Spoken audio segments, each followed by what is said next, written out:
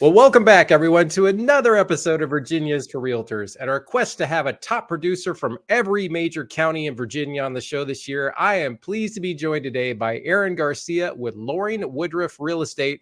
Erin, how are you today? Doing good, thank you. Thanks for having me on your show. Absolutely. Well, I'm glad to have you on. We had an extensive pre-show conversation, and so we hammered out a lot of really neat details and great ideas. And so today we're going to kind of go over a lot of what we talked about. But let's go ahead and start with this. I'd like to give the listeners an idea of where you are at in the state, your county, all that good stuff. Sure. So I'm located centrally in Charlottesville, Virginia, home of the University of Virginia. I can walk to UVA from my house. I live in Charlottesville. Charlottesville's a teeny tiny little city in the middle of a handful of counties. The biggest county that's surrounding us is Albemarle County, and I work around 5 surrounding counties, about 45 minutes in either direction of the city of Charlottesville. Plenty of work in this city, but again, because it's so small, you can be out in the county, as they say, like many of these areas that used to be rural, and you think you're in the city when technically you're in the county. So, all that to say, I'm in the middle of central Virginia, very close to the Blue Ridge Mountains, and I go probably 35, 45 minutes east toward Richmond as well. So that's Wow. my Okay. location. So very cool though that so you can walk, you're basically at the campus. So are Saturdays for football just just your city just grow by like 6 times as large and then it shrinks back again? Is that how that kind of goes? It does. You definitely pull out of our area and you're like, oh, today must be a game. I can hear the stadium from my house, which I love. I believe it keeps you young, and I really enjoy it. We see people walking back and forth from the game from where I live, and it's young energy. It's also pretty busy, yes, for the coming and going. For sure. I grew up going to college football games out in Washington State. My dad played golf and basketball for Washington State, and I'm a graduate of Washington State, as many of my family Nice. members. And Yeah. I remember, though, going to games, and especially as a kid, just, how just like awesome they were, like everybody's all excited. And then the people are back from their old university 20 years ago, and they're reminiscing or more. And then often, Sure. unfortunately for Washington State, would end in defeat, but we kept our chin up and went about our day. So Yeah, the fans don't care too much at the end of the day. that's They just right. want a That's place to right. be. So That's right. cool. Uh, That's great. yeah. So, right. So you're in this area, and now, did you say that you go basically 5 counties in different directions around you? Meaning there's 5 surrounding counties that I work in and out of. So there's Greene County, Nelson County, Fluvanna County, Louisa. Sometimes I dip into Orange, just kind of depending on the outer edges, and making sure that I'm serving the people and the locations that I know. There are, there's certain, I'm sure that many agents you've talked with, there's certain, like there's a lake community that I go in and out of, but there are agents who specialize in that one area. So yeah, generally speaking, around 40 minutes, give or take, on any side of things, depending. Gotcha. Okay, that makes sense. Now, so when you that's your location, that where you live, and I always like to go into the backstory of kind of what got folks into the business. So let's go and give people kind of the overview of like what led you to real estate, kind of what you were doing before, all that good stuff. Sure. So I studied social work in college at James Madison, and that I think fueled the lifeblood of what ended up kind of happening with real estate. As you know, in your work, you're serving people, you're walking them through hard times. I went to college. I just want to help people. Where do I go? And moved from there, which is a very noble thing to say. And also, if you're in social work, you might not be able to support a family very well. So Right. it's a different kind of job. Just started. I worked with a program with adults with developmental disabilities at some point, kind of empowering them to do their own work as a case manager. And then when I moved back to Charlottesville, after being in DC a bit, I started in the foster care world, learned a lot about that. A place that I actually had not been much, and realized that this is some intense work. And when I was ready to start a family with my husband, we just I knew that I couldn't do that intensive social work for a long amount of time before as you might imagine, you might burn out. And so I just was exploring things Um, like many people say, I wanted to look at pretty houses and then quickly learned that's very little part of the job. So, Right. so yeah, it was a pretty, by the time I forget now, I was 27 maybe, when I started my second, third career, and have been lucky to have kind of found a place that works for my family, that works for my skill set, and also keeps me very, very busy in a good way. My husband calls it, when he's like, some people are asking if you're busy right now. Well, you're always busy. You're just busy and then really busy. Right, right. And that's the way I like it. So I yeah, that's kind 100% of the agree with backstory. that. I mean, you're either busy or you're working on how to get busy. And the Sure. moment I always feel that the moment you kind of take your foot off the gas or not do those disciplines that we have to do in the business, that's where you suddenly start heading south and you're like, "Oh, uh-oh, wait a minute, what's going on?" And you got to make that Right. phone ring. And we're going to talk a lot about what you do to make the phone ring. But that's the backstory of how long ago did you kind of leave the Northern Virginia area then? So, it's been 15, 20 years for you, somewhere in there. Oh yeah. Okay. Yeah. And I was coming back to home. So it felt very natural to do that. And, I want to be close to family with raising kids and that kind of thing. And now, having done this job for as long as I have, it's been interesting because I've realized that so much of what we're selling as realtors is where we live. And now say to people all the time, well, you can find a house anywhere. Houses and beautiful homes and unique homes, in my opinion, are everywhere.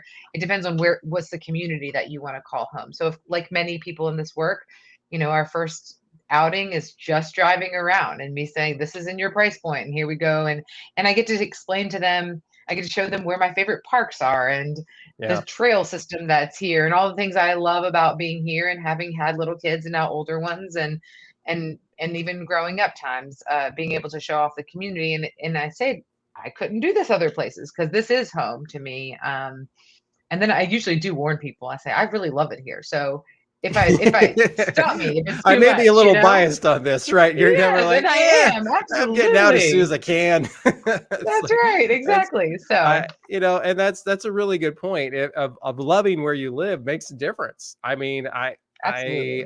can imagine that's tougher to do in certain parts of the state or the country where you're selling a house that you may not necessarily believe strongly in the area. So now, so let's kind of wrap that up though. So you decide you're going to get into real estate. Let's give people an idea of your time frame of when you started, when you got your license and all that.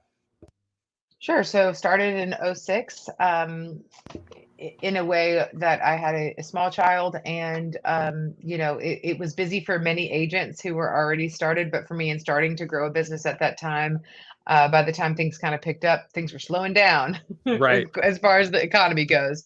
So, as we talked about, it's one of those things that I am very thankful for, and I've listened to quite a few of your shows and heard other agents saying that same thing, as far as, to start in that environment is not all bad. In fact, it made you really have to buckle down.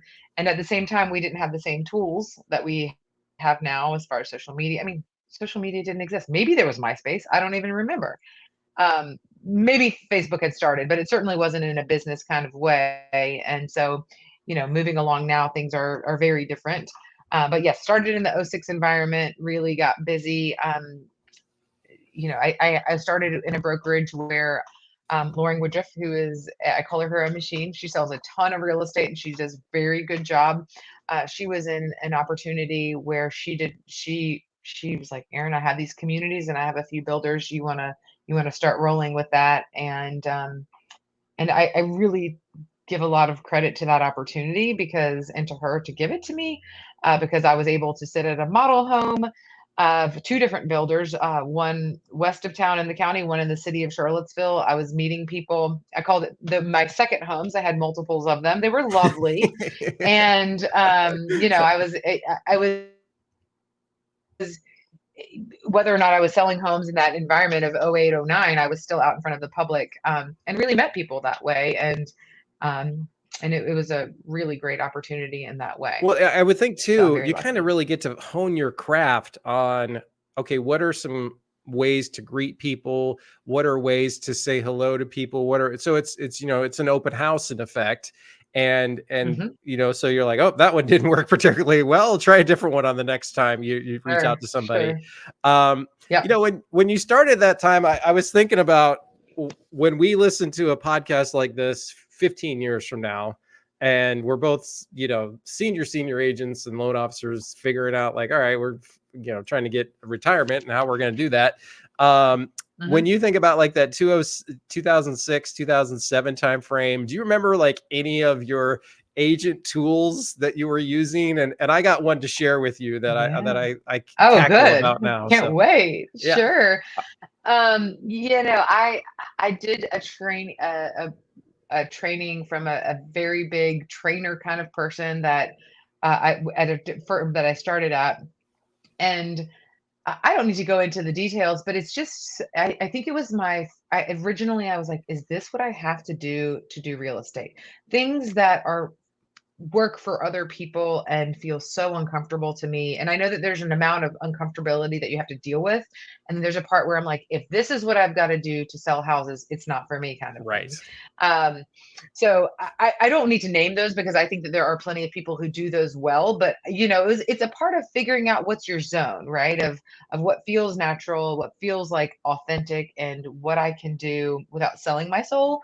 And then the times that are like, yeah, I can, okay, these are things I can do and feel good with it. And that was the start of that beginning. And one thing I didn't mention when we were speaking before was I think you can do so much in this industry.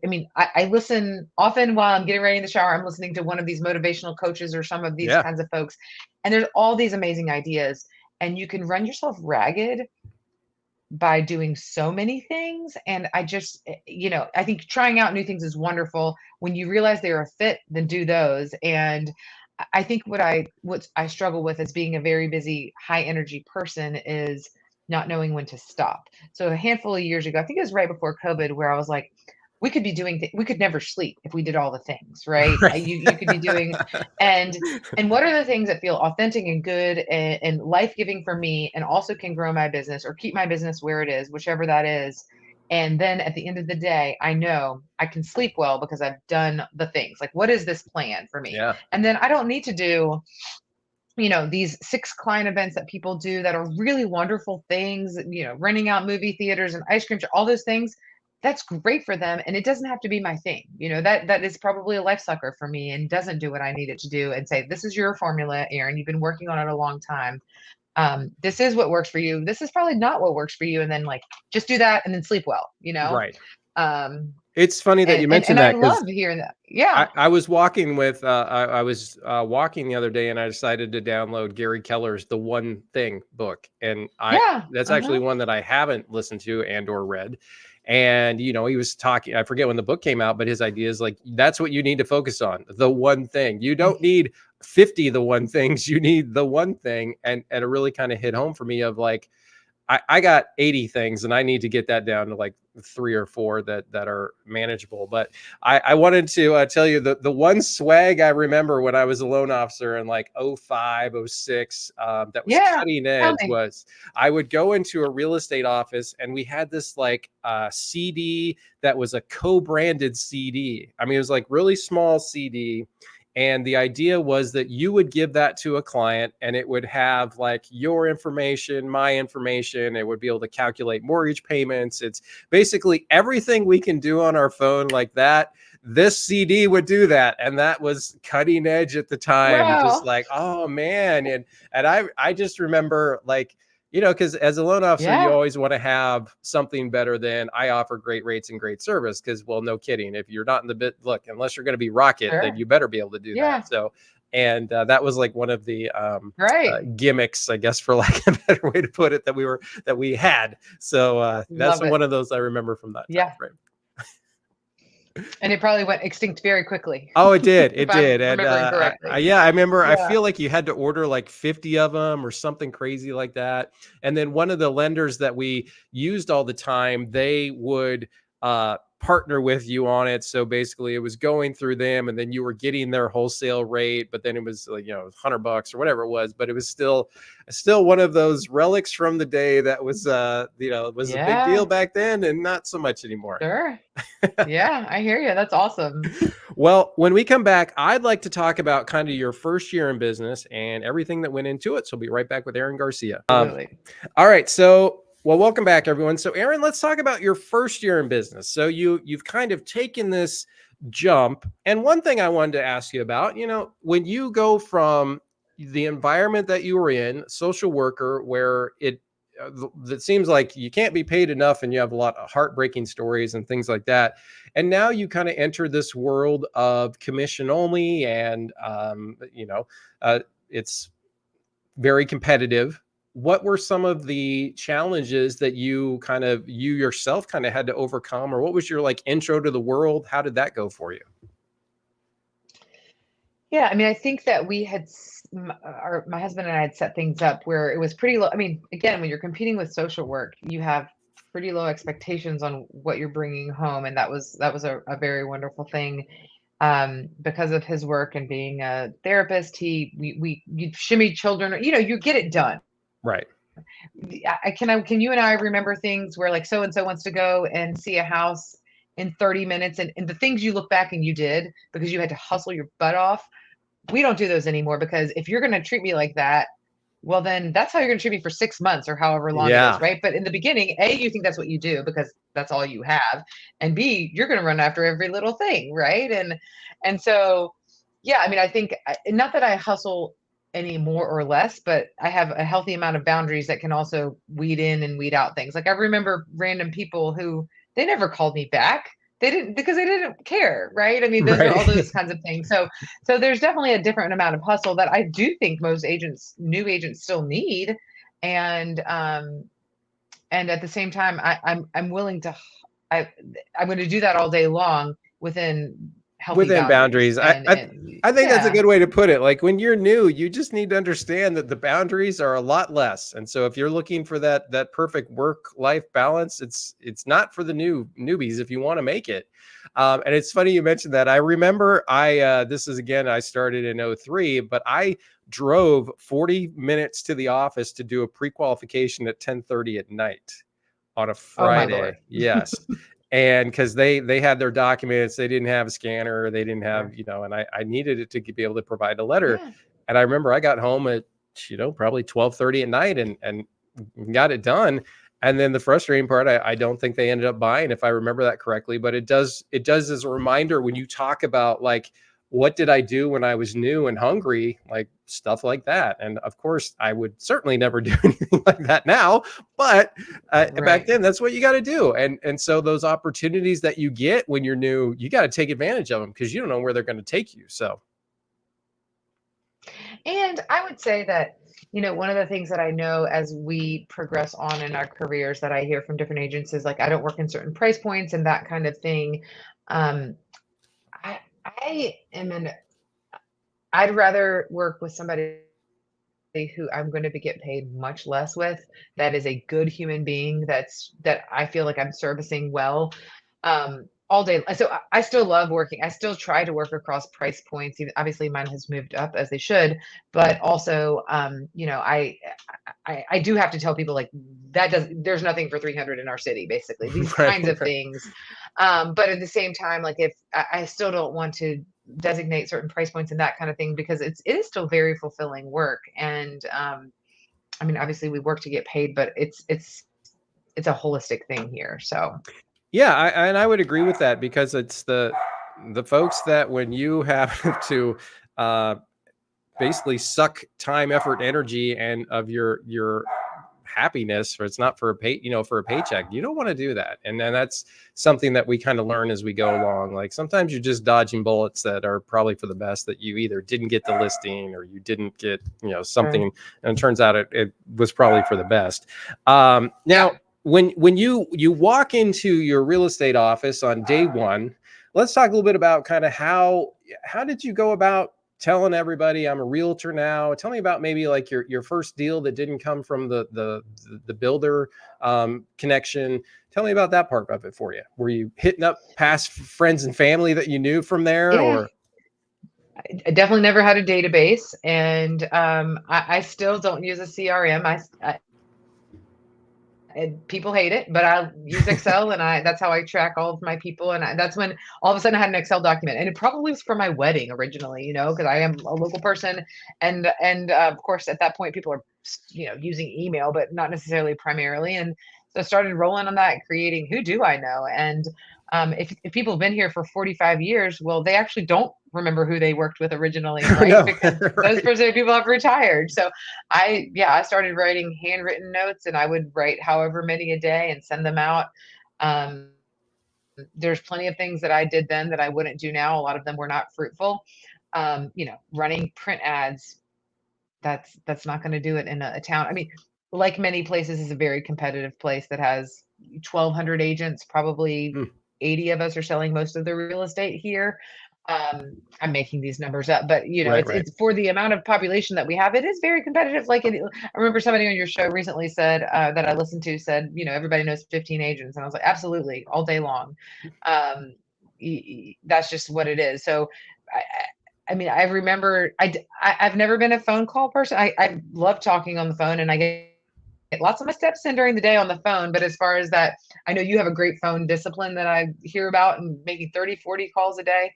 Bless you. That's amazing. I'm so impressed. One day I'll do that, maybe. I don't know. I hear that and I start like feeling like I'm going to throw up. So I've not done that. Checking in on people, absolutely. But as far as like having a discipline in that, like many people do, I wasn't able to do that for sure my first year of business. You Now know, it feels natural to call I people. think though, like when you're new, I remember I wrote out a list of, and I don't know if I've told this on the podcast or not before, but I read like the book Guerrilla Marketing, right? So I have Hmm. I Yeah. have time, I have limited money, and I have all I can, nobody's like gonna be work harder. That was basically the mindset going in. And I Sure. wrote Yeah. out the 20th crazy ideas that I could come up with to try to get business. And if you can, having talked with me, you can imagine that was quite the list.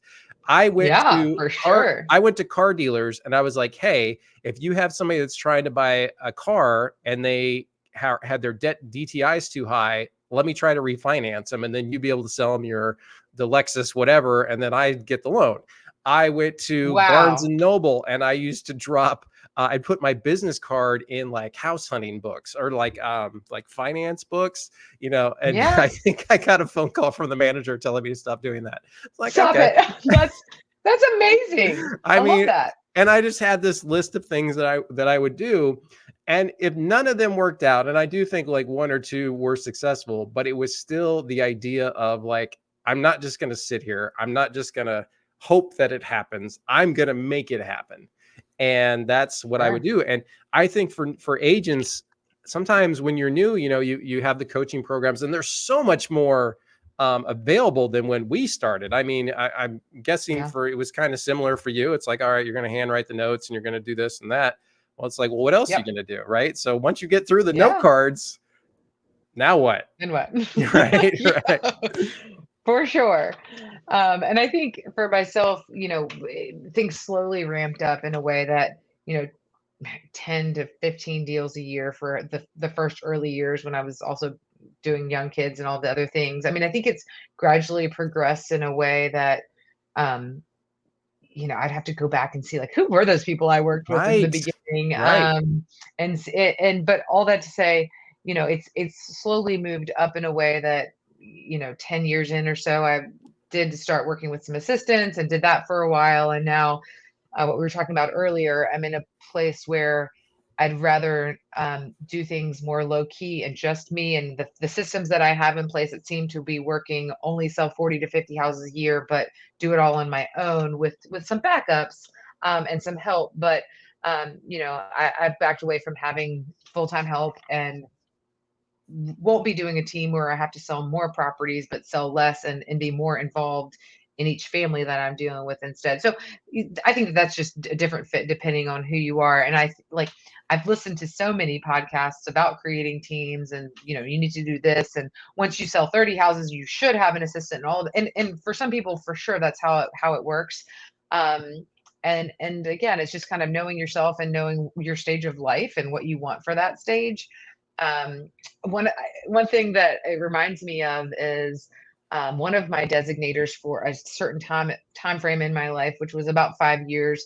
One of the questions of if we would be a good fit, once I knew they were good humans, which is the first and only question that really matters, but what is your availability? Because if you're the person who's only available nights and weekends to do the work we need to do, I'm not willing to miss things for my kids. So if you're those people, then there's a great agent for you. But it wasn't about price point, right? It was about like knowing myself and knowing what I needed at that time for my rest of my life, Yeah. to know that that was going to be a designating factor. Now, do I show property on the weekend? Of course. Absolutely. But and I have a sweet couple right now. My kids are in high school now. They're busier than I am. So sure, I was at a house last night at 8:30. We saw a house in the dark. So that is not a designator for me anymore, because we have dynamic lives and this is a dynamic career. And so, we're morphing and changing as things move along. Yeah. So we figured out, Yeah, and that's a good point. And now, all right, let's play a little game here, and I want you to envision that you are walking in right now. You just got your real estate license, and we're in today's environment, and I told you, like, hey, I need you to close 15 deals by the end of the year, or not the end of the year, like for 2024, and you're new, you have seen some of the different things that agents are doing now. Where do you think your focus would be turning to if that was like I got to do this, and how am I going to make that happen? Do I have to be good at these things now? Because No, do as I whatever say. one you're like, I would go at this. This is what I would do. Sure. So I would say a big one is, I mean, the free things to do are always great. So obviously being on social media and being in those places and engaging, that is, I mean, I still try to spend 30 minutes a day, even if it's just with engagement, because that is a low cost, high reward, staying connected with people. Um, I think that that's just obviously a no brainer What in does my your opinion. engagement And look like for, like, when you're on social? So you're on Facebook and you see the picture, like, are you always like, all right, I want to make sure I leave a comment for this person, like, oh, that's a beautiful picture, or whatever the comment's going to be, or more like heart emoji? Like, what are you going with? yeah, I don't do any liking, because I realize as a consumer, like being a person who's interacting on Facebook, like I never see who likes that. So I don't find that that's a real way to engage, I guess is what to say, Interesting. as Okay. the other side of things. Like Yeah. you just see that you have 42 likes or whatever. That I never look and say, who are those people who liked me? Right. That's just me. What do I know?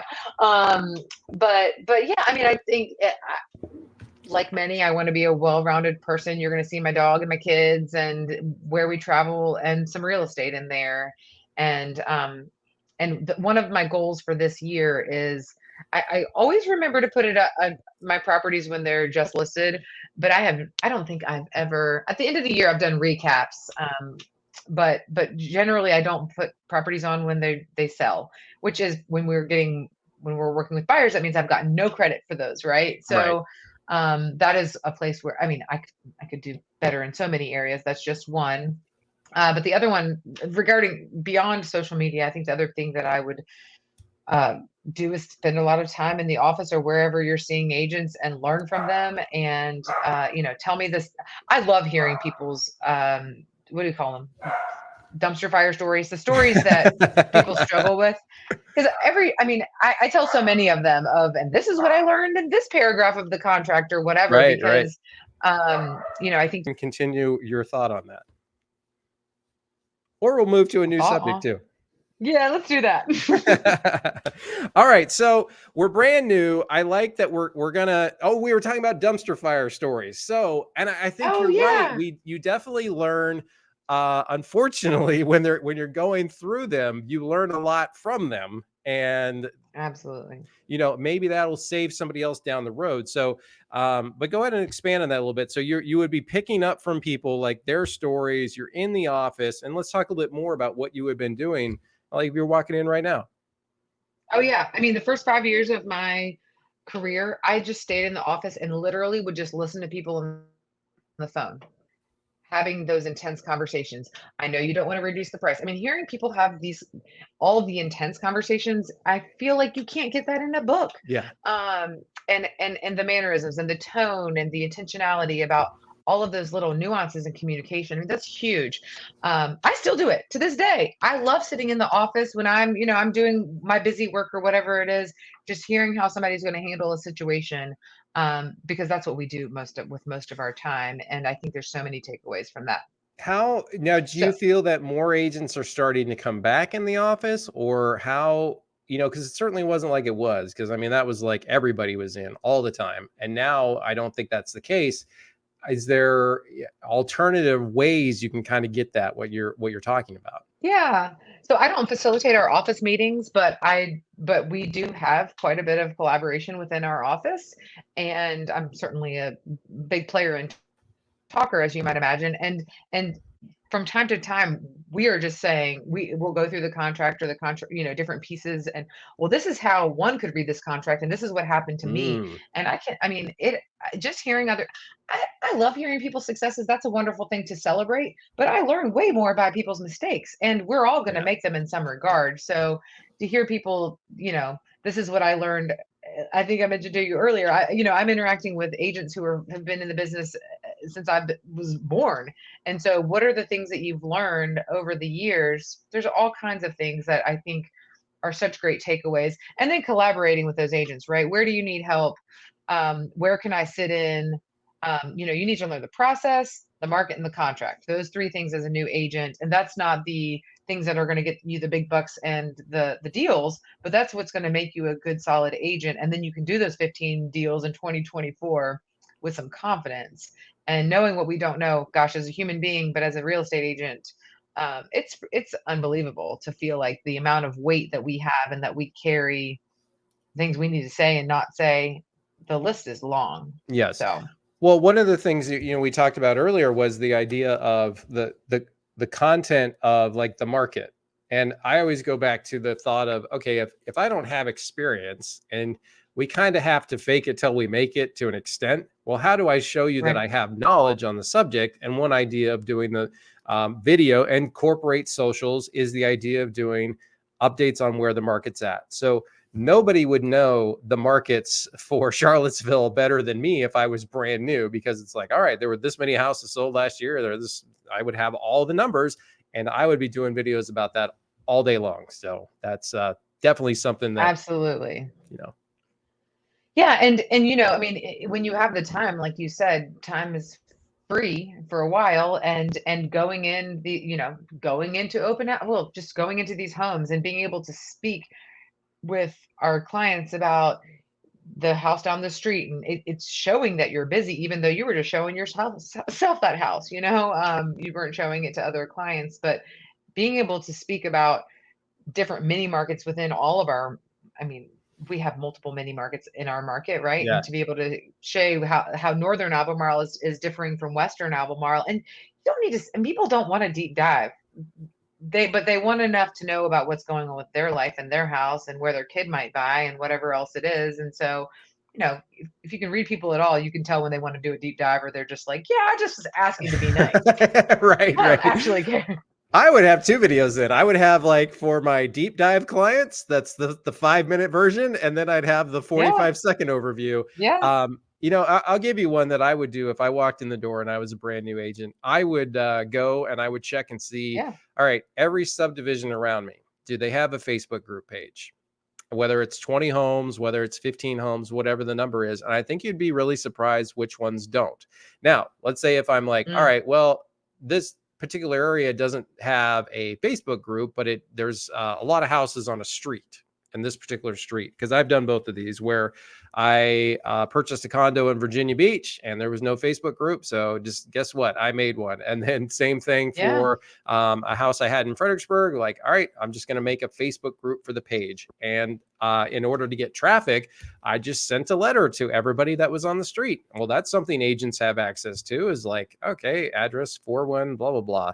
And I would Yeah. send that out, and I would try to get people that way to organically go on it. Now, then from there, what I would be doing would be a quarterly drawing in every subdivision, depending on which one had the most interaction. So if I have a subdivision that I created and I had 50 people in the group after I, really hit it hard, I would do a drawing and for like an Amazon Echo Dot.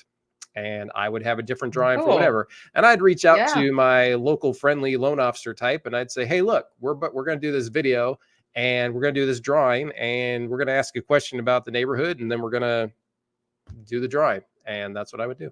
Wow. Yeah. You get all kinds of people. I, I love it. you know what? You can really start building that database, because if your plan just dropped into a zone and you got to sell 15 houses, you better figure out how to make it work. And that's Yeah. kind of the way I've looked at it. So, now let's kind of I love wrap it up that. with, well, thank you. I'd like to hear your thoughts, or maybe one of the best pieces of advice you would be passing along to a new agent right now.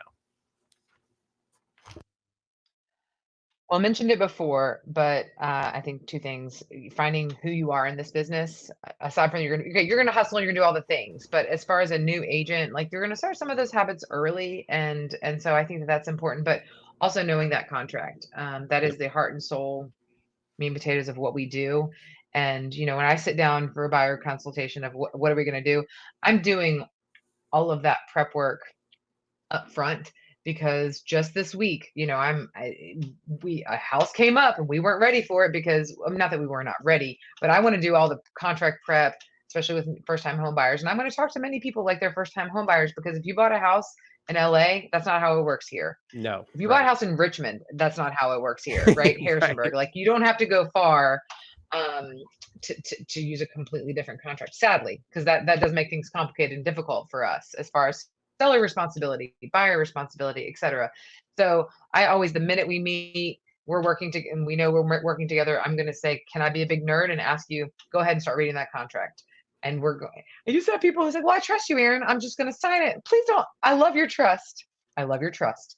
And you're going to read that contract if we're working together. Um, or at least you're going to tell me you did. And this sweet girl this week, I said, how did the contract reading go? And she said, these are my questions. And I knew she had read that contract, because she was asking me Ah, about a well test. And she, and I celebrated that with her, because I thought this is a very important legal document. One of the most important that you will sign, connected to your marriage certificate and your wills. This is an important one you should know. So yeah. typically do that ahead of time. And, these habits that, they take a lot of time and a lot of energy for all of us, the buyers and myself.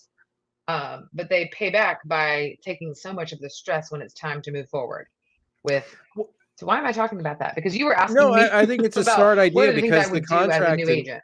yeah, and really having that contract solid, because there's nothing worse than I've decided to give you a chance and then I ask you a question and you go deer in the headlights. It's like, oh boy, maybe I didn't make the best decision in Right. deciding to work with that person. So, how do you stand out from somebody who has, like, if I'm looking at it from the standpoint of, okay, I'm a new agent, I haven't sold 1,000 homes like you have, it's like, okay, well, what can I bring to the table? And I have to be able to show I have some knowledge and I'm taking this seriously. So that's how I would do it.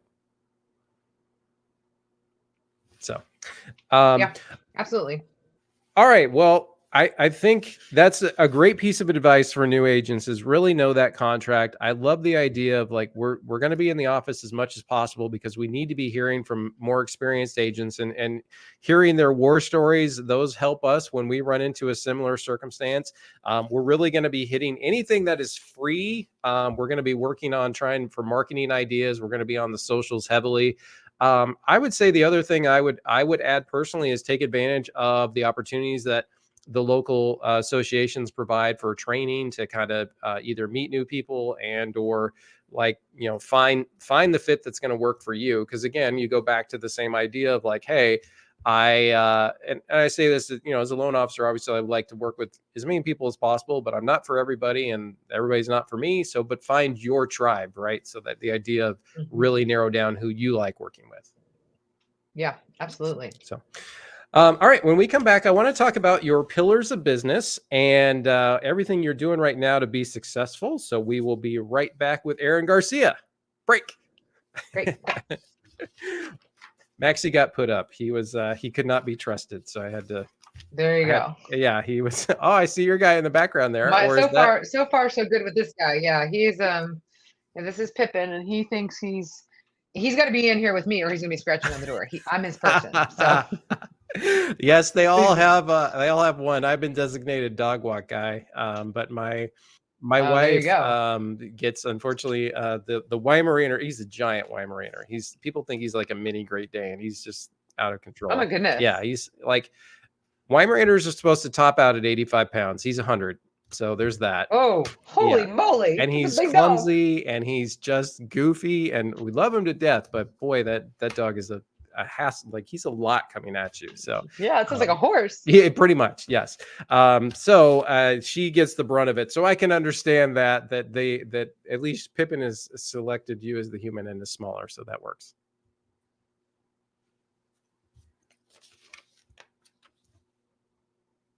Nope. Uh-oh. Erin, are you there? No. Oh, there we go. All right. Can you hear me? You're breaking. I need to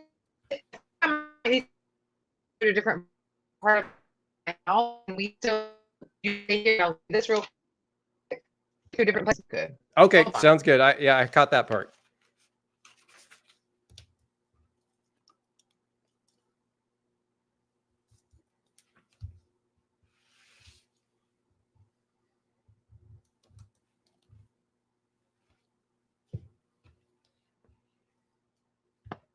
Okay, Tanner, are you still there? Yep, I'm here. Hey. Okay, I've got to change places in my house. I think this will be better. Sorry. Oh, you're good. You're good. Oh, we are really just living our best life today. We have all kinds of technical difficulties. Oh man, that is for sure. It's been one of those days. I probably should have just stayed in bed. Normally, my wife was an early workout person, and I was not. Okay. Because the Marine Corps beat that out of me.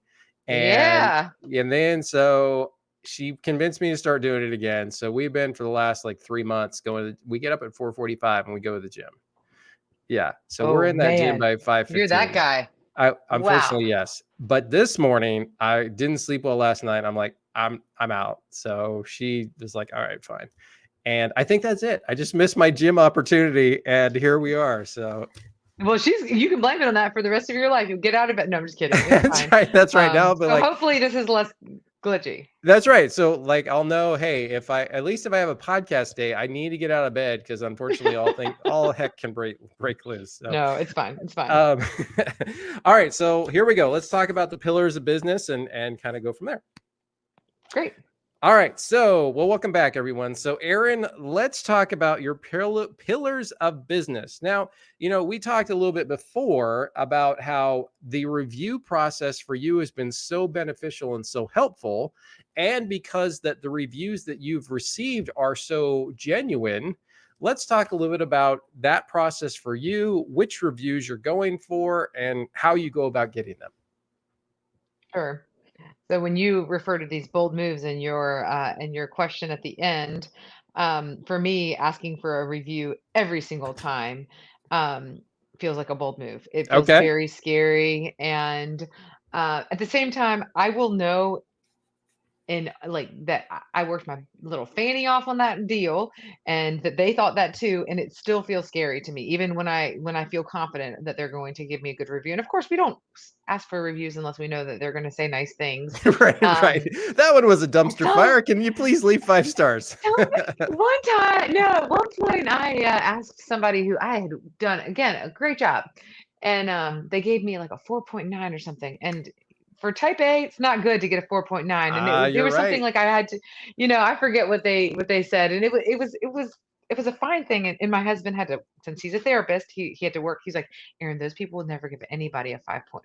They wouldn't. Those are not those people. And I was like, oh Right. my goodness, what is wrong with my perfectionism? Anyhow, yeah. So I do ask along the way, at some point it's usually well after closing and I'm checking in on them, weekly for a little while just to make sure that everything's situated. Making sure that there's nothing that I need to follow up on the mortgage side, et cetera. And then, when it feels like the right time and I finally have worked at my gumption to actually push send, and there's this feeling of like, I feel anxious. I'm asking them for a review. I push send, I'm like, oh, okay, I can breathe again. I'll be okay. Apparently I'm really dramatic. Not really. I'm just joking. But all that to say that is, I'm asking for them. And like we talked about, I do find I've realized that probably 10% of my business is coming from Zillow, and I've never paid them a dime because I don't believe in that. And that works for some people on your show and otherwise, and that's great. Um, Anyways, many of us have conflict with Zillow. We know that. But all that to say, um, I started asking for people just to cut and paste their kind reviews that they have sent to both Google and Realtor.com as well, just because I don't know how long Zillow will be acting like they're fans of agents. Right. Zillow has ranked me very kindly, and with the reviews, or I don't know what their algorithm is, but for whatever reason, they have ranked me well. Um, and so I'm like, why? It's very strange to me that I'm finding people, or people are finding me online and they're great people. Why are they so great? Like, I just don't understand. And then I kind of was thinking one night and I went back because I don't read my reviews. Read them once and then that's nice. And unless I'm having a hard day and I need a pep talk, sometimes I do that. That's a hack for you. Just kidding. There you go. So I went back and I started reading them. And I was like, oh, because these people are talking about how we became friends, or, like the quantification of those reviews is not Erin Garcia beat them down for $50,000. She's gonna, she's the bulldog agent, that kind of thing. It was more about our time together, our relationship, that they felt cared for. And so it's kind of a connectivity thing where people don't the people who are reaching out have clearly read the reviews and see the kind of person I am through that, versus only caring that you have a 5-star rating. Many people have a 5-star rating, and many people care for their clients as well, right? So I just thought that that was an interesting thing when I was quantifying like what's happening, because actually I don't track my leads and find out where they're coming from, except for I knew that's a question you asked. And so last night late, I was going through my database. I was like, yeah, Tanner's gonna ask me the question. I mean, I know that generally most of my business is friends and family and referrals, um, being where I am in the business, but it is definitely striking to see the amount that I wrote Zillow down, or online of some sort. Interesting. Okay. So, for what it's worth, there you have it. Organic So growth, and that's, but it's interesting about what you said, in that the reviews that are left for you help you find your tribe. So, and again, everybody's different. So if it was like, hey, that person was, they stormed the castles for me and got me the best deal, and if that's what you're looking for, that's your type as an agent, okay, great. But you were able to find your tribe based on others leaving their reviews that really accentuated what you bring to the table for them, or what they felt you brought to the table. So I think that's really interesting. And I unfortunately, on the loan side, as I mentioned before, we don't really have that. It's just like, hey, did a great job, got us closing, and maybe I could do more, maybe not. But again, it's you don't necessarily have the connection with people that you have. But to be able to have that, okay, core. And then you talked about, let's talk about kind of your past clients and staying in front of them, and talk to me a little bit about that idea that you told me earlier, as we're referencing an yeah. earlier conversation, the idea of what happens when you have a listing and right before that listing goes live. I love that one. So go ahead. Oh, right. That is not what I do. That is what my colleague and co-agent, who sometimes I bring in, she and I spent some time together. I kind of created a mentoring relationship with her, which was, let's be together for 2 full years, You'll help me out. I'll pay you hourly sometimes, just depending on the arrangement. When I'm out of town, I know that you're going to cover my people. It's kind of like a bartering system almost that we did because I needed some help, but I also wanted to kind of give back to the agent community. It was this weird balance. I think that it's nothing probably that unique. So essentially, I want to train you. I want to be with you. I want to answer all your questions. I'm going to tell you all the bad things, all the stories of where I've learned things in and then as we grow in our relationship and as I grow in what I see you learning and your capacity, we'll start doing, buyers and sellers kind of 50-50 depending on where I am in the season, what the right fit is for me and for her and that sort of thing. And then eventually, which is where I am with her now as far as the stage is, then I can fully refer somebody to you as your own client and know where you've been. But when we've done a few of these co-lists and I'm like, hey, Laura, can you drop off the flight? Again, I'm training her how to do a listing. She's not done a listing before, but she's going to do all the running around for me.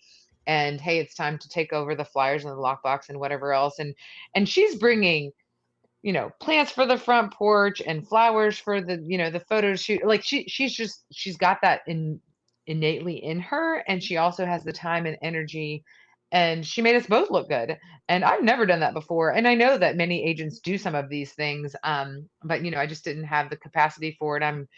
I tell people at the photo shoot, I'm going to look like a little Tasmanian devil. I'm running around, I'm moving these curtains here, I'm doing all the things. And I think that those little things go really far. Is that what you were Yeah, referring to? basically. I mean, Kind of. that's a great point. And whether you start adapting that more if she moves out of her role or other agents are listening, that's just a great tip though, because I feel, how do I show the seller if they're not my only client and they probably have gathered that I'm not their only client? And what do we show these little moments of appreciation for them in a tougher environment, or if the market changes again or whatever happens, you're like, hey, I value you as a person. I'm going the extra mile. And at the end of the day, if we are in sales and service, that's the extra mile to me. So I think that's pretty impressive. Now, let's talk about this one is really good though. And that what you do, I'd never heard anybody talk about it before. And let's go into like your service that you have for past clients that they will be able to see the town basically. Yeah, so I collaborate, and people at my firm do this too. It's not just me, to be clear, with a company called Lolo Gifts. It's Love Local, Live Local. They have a website Okay. where I can put my clients, whoever I'd like to, on the subscription where they're getting monthly gifts to places around town that are fun and unique. And I pay for the subscription no matter what for my clients, and then they can use the gift. We're going to use the example of the latte. So you get a latte from a fun local coffee shop. You have 30 to 90 days to use that. You get an invitation on your both by text and on your email that says Erin Garcia sent you a latte to Millie's coffee shop.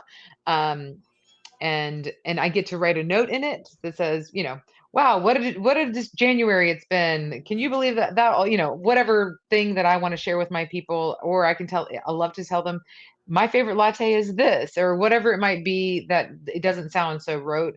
And then they get it. I get to see all the statistical analysis on the back end. Um, how many times they've opened it, when they use it. I get got one earlier today. Somebody went and got their free pound of fresh pasta from the pasta company that's downtown, that sort of thing. So, and sometimes I respond back and say, well, I hope you have a great dinner tonight. And sometimes I just see it and I know who's using it.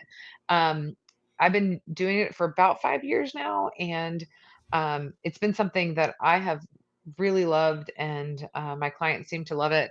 I mentioned to you that one of the things that some of them, my clients are friends with each other, some of them, and so they'll go out and get their free cheeseburger from this local restaurant, and they'll send me a picture of, hey, we're using our Lolo today, and that sort of thing. And it's been a really fun way that feels tangible, that feels like a gift, but also an experience. And even if they're not using it, I know people are like, I'm trying to use more Lolos, and that I'm like, well, let's not let it be a burden. Right, Um, right. but it's one of those things. And I always say when I register people in it, I always say, like, if this is not your this is not your thing, I'll take you right off. No worries. I'm paying for it. It's just no big deal. Yeah. Um, and what we didn't talk about before is when I have a couple, I'm always thinking to myself, so who's going to be the one to use it? Who's the one who's out and about most, but who's the cheapest one of the couple?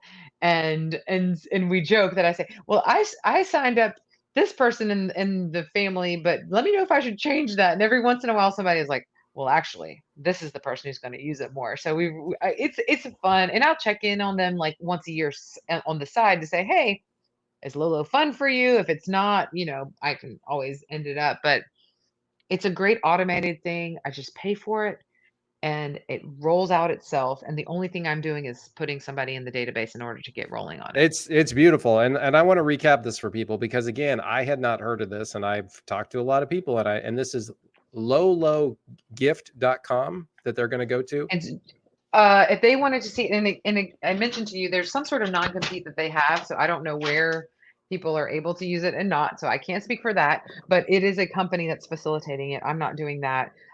Join Lolo is where Join Lolo. So join JOIN Lolo LOLO.com.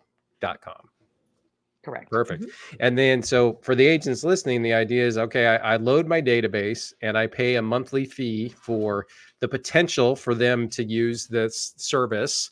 And not everybody does. And some people do use it all the time. Some people don't, but it's still something that everybody's going to get an opportunity to use once a month. And it's a great way to stay in front of them once a month on this thing. And have you had basically success stories from Lolo that like you're like, oh man, I would not have talked to that person again, that you got a listing from, or just something that kind of happened that you're like, oh wow, that worked. And if I hadn't done that, then. Yeah, I mean, the people who are interacting with the people who I have in there, again, it's like around 250, so it's not by any means my entire database, but I know that if they are asked who is their agent, that they would say me, like for sure. And so it's one of those things that, of course, I'm doing other things as well. But that's going back to, you could do lots of things. You could do things until you never slept. This is one of those things that allows me to sleep well at night, knowing like my clients are hearing from me at least once a month with something that's of value.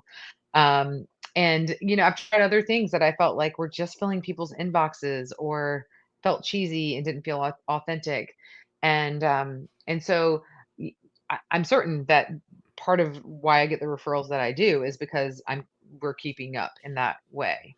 I love it. And staying in front of people, those touch points throughout the year, you automatically get 12 right there. Right. So it's just a great way to stay in front of them. Now, is there kind of anything else you would impart to let's talk a little bit more about kind of your business right now. So, you're really staying in front of them there. What are some of the things that you do now that maybe you didn't do 10 years ago, that outside of something organic, like that's an auto drip, but like a tactic that you use now that you didn't before? Sure. There's a laundry list of the things that I don't do that perhaps I should. So we're not going to say all of those things. Again, I like to sleep. But the things, again, I feel like I've been curating what works for me and the business that I want to be a part of. And see, there's my dog.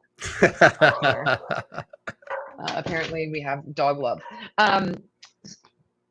Do we need to pause? No, you're good. You're good. Go, keep going. My guy will cut it. Okay. I just think he might continue to bark. You're fine. Hold on. It's just one more second. Sure. You're good. Pip and bang. The problem is if I shut the door, then he's here. So this is what we're going to do. I don't know if you had this before, but this dog is great at being a part of things. Pippin, what's up? This is Pippin. He sits on my lap a lot. Okay. So we're just going to do this for a minute, and he really does think this is what we do. Okay. So the things that I have really enjoyed with, see, now they know they're talking to each other. Yeah, I think so. Go ahead. We're good. It's okay. Okay. So I have really embraced the sponsorship piece, and I love doing that. I love sponsoring my kids' teams. The kids are a little bit more, actually, I've stopped sponsoring my own kids' teams because, well, they're teenagers now. That's a little too close, but they're high school sports boosters. I'm, doing that sort of thing and really pouring into things that I believe in. So I spend a lot of time, energy, and money with Habitat for Humanity. I'm going to start doing a women's build day yearly, and I hope to create, 3 or 4 women's teams where we can spend a day Nice. together. Um, but what's great about something like that is I'm with like-minded people. I'm enjoying myself. I'm, you're sponsoring it. So I'm giving money to an organization that I would want to do anyways and, getting some exercise along the way. And I'll start doing that by sending out a mass email to anybody who I know who's here locally, even if they're just friends and neighbors, not even clients, to say who wants to join me on this. Um, if anything, I'm spreading the word about a Habitat who does great work. So I feel like it's a win-win, and if I get to, put my name out there a little bit too, it's extra credit. So I think that's a great that idea is a and big one definitely as far as like kind of moving. yeah, and but you really get to Sorry, again, you're I'm expanding your talking over you. tribe. I mean, that's such a great idea of really focusing on the things that bring you happiness and that you can help expand the number of people that you talk to. Because at the end of the day, that's how we sell houses and do loans is like we had to have people to do that for. And I I love thinking that somebody would think of me as a great realtor or and a busy realtor and selling a lot of homes and all the fancy things. But it is just as fulfilling for me to know that you think I'm a good person and I'm doing good work in the world. And specifically around habitat, and I also do some things with the homeless shelters around town. Specifically around housing when we're, part of our job is a little conflicting where we're making housing more unaffordable as we're representing our sellers well, right? The more money we can get for our sellers, the better job we're doing. And, going back and feeling like I'm helping people to help, be a part of that habitat thing, it kind of balances the whole thing out for me as Yeah. far as like, what am I doing with this career? Who can be a first time home buyer and buy anything anymore? Well, I can at least, balance it out with that. So it's been Yeah. very fulfilling. That's a really good point. It definitely is becoming harder to be a first-time home buyer. I'm not sure where in the country you can go where Mm. that's changes, but it's definitely tougher. All right, so when we when Sure, we come sure. back, Pippin and I are going to no, when we come back, we're going to talk about some great stories and let's we'll be right back with Erin. Everyone. So, Erin, as you know, I love stories, and having spent time with you now, I know you do too. So, let's go ahead and start with this one because I do want to hear your personal motto. And everybody's motto is a little bit different, so I would like to hear yours. What's your personal motto for 2024, or just life in general? Well, I think in general, it's to be where I am and to be present in that. And when I think of it, that how that connects to my work life, I just, we have stresses in this work, we have difficulties in this work, but I can't tell, and I've heard you say this on your podcast, like, this isn't work to me. This is why I get up in the morning and it's so fulfilling.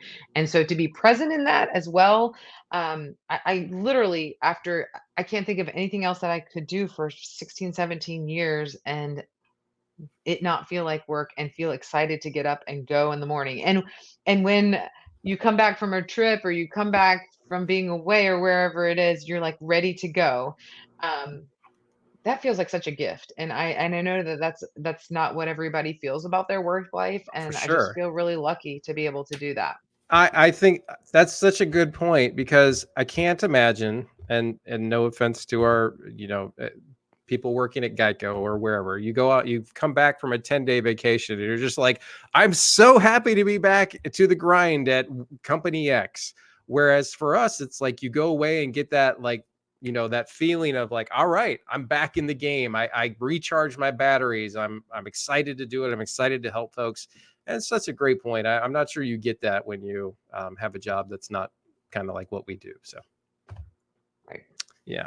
All right. So let me read to you my question and let you go ahead and take it, in any direction you want. But if you want to tell the other stories, I'd love to hear them again too. So, do you have a funny or scary story to share about a showing, a transaction, etc.? So the floor is yours.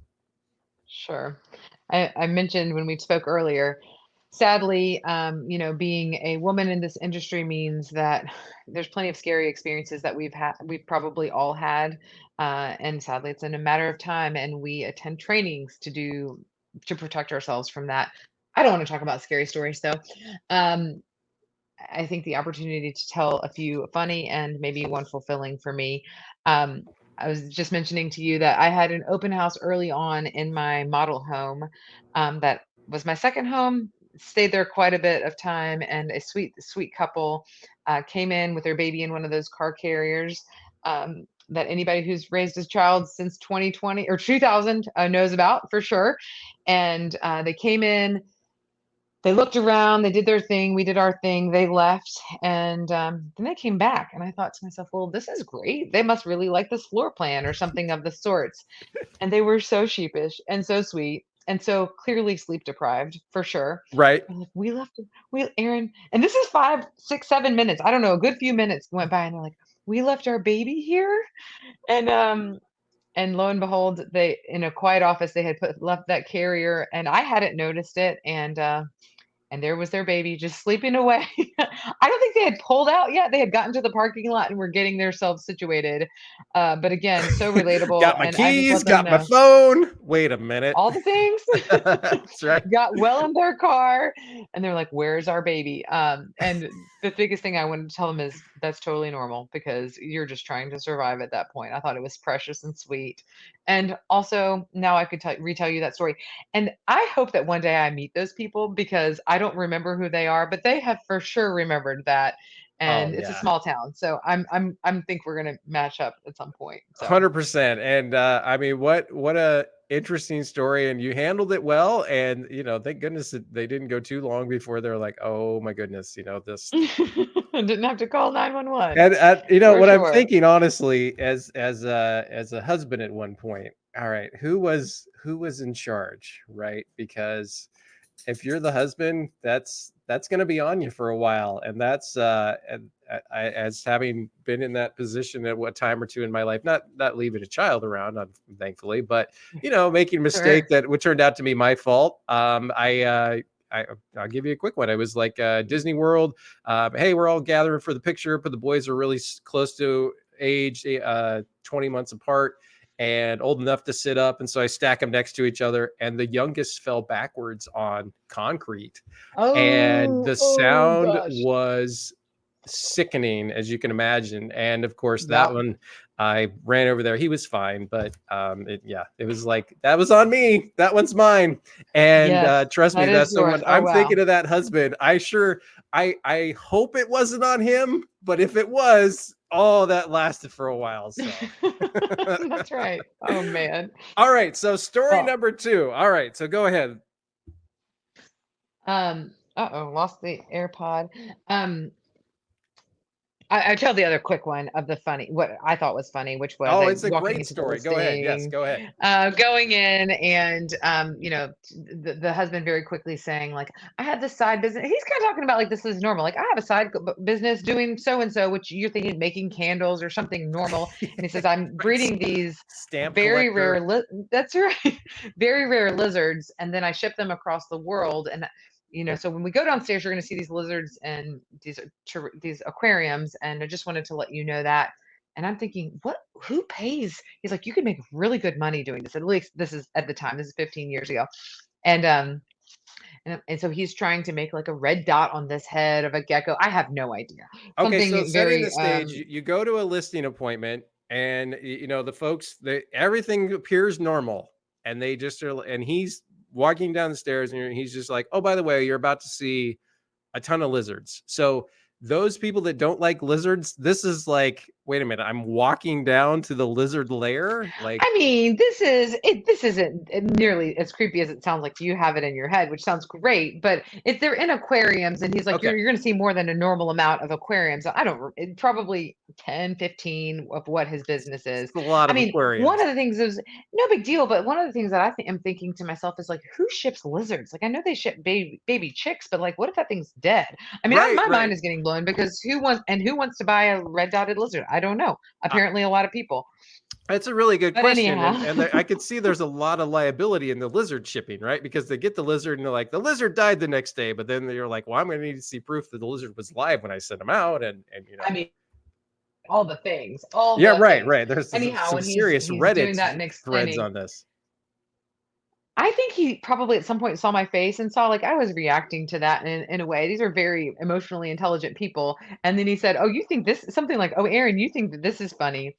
A few days ago, or a few weeks ago, we had a Komodo dragon in that front room over there that we were also raising. And my kids at the time were like 4 and 6 years old. I knew exactly the size of a Komodo dragon, what Yeah, they looked like. I'd watched enough shows, and I just remember laughing, thinking, "Dear God, it's a good thing that that's gone now, right. because that's I would, all gone." I would love to see the showing notes on that. Like, please don't let Komodo dragon out, right? Like, Komodo dragon is friendly, like that, I something was like that. very Yes, I was very new at the business, but I would have still known that that's not what we're gonna do. We're gonna wait for that thing to go. So he was already gone by the time. But it's just a mental picture, really, more than anything. Oh Of yeah, you know, I just think that's crazy. Like again, who has a Komodo dragon?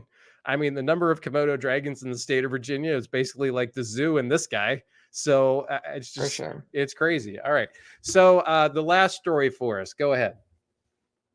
Sure. Which and that was when I mentioned, which it does not fit into funny or scary, but just super meaningful for my career and the work that I do, which was helping some refugees from Burma, Myanmar, depending on the time of history that you would have been following that story. Refugees from a very dangerous place that had 4 children, and the typical immigrant story of just working as hard as they could. Didn't speak a language that was easily found, so we were on some sort of translation situation, or their kids were translating on how to buy this house. They'd never bought a house before, and it was a situation where the um, builder, everybody was working for free, so it was such a collaborative thing. One of the most difficult transactions probably any of us had done to get these people into housing.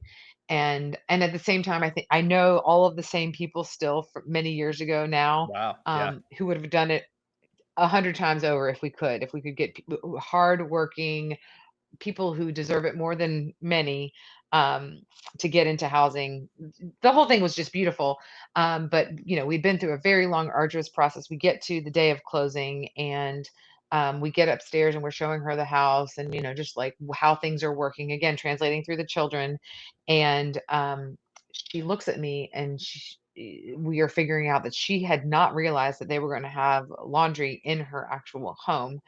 And a woman, a family of 6 with 4 kids, had never had laundry. And and she was just she wasn't emotional and like, "I'm so blessed," and crying. She was in shock. You could tell. She was like, "What is happening right now that I'm going to be able to have this in my home?" And I've only cried at one closing, but it was that one where it Yeah. was like, what a picture of what this work is really about. And to be just a small part of helping facilitate that was, it was one of those things that I will remember forever. How lucky we are to be living in a place with so many resources, and then to be able to help somebody be in a place where they literally were living previously in a place where it was dangerous to live, like many places in the world today Right. as we speak. And now to be in a place where she was like, "I can't believe I get to live here." So I was so thankful for the opportunity and the other partners in that program where we could help them with housing. So that was it. That's a beautiful, powerful story, and just a reminder that the good side of real estate. That one of the reasons why we do this job, and what a great story. So, Erin, thank you so much for coming on the podcast. It was a pleasure to talk to you, and I'm Thank looking you. forward to where your career goes down the road. And the last thing I'd like you to do, give people a quick where they can reach out to you, or best place to track you down if they got anybody heading toward Charlottesville. Sure. So I'm Erin Garcia. I work in Charlottesville and the surrounding counties. Um, Facebook, text, email, all the things. I work at Loring Woodriff Real Estate Associates. Thanks again for the Perfect. opportunity.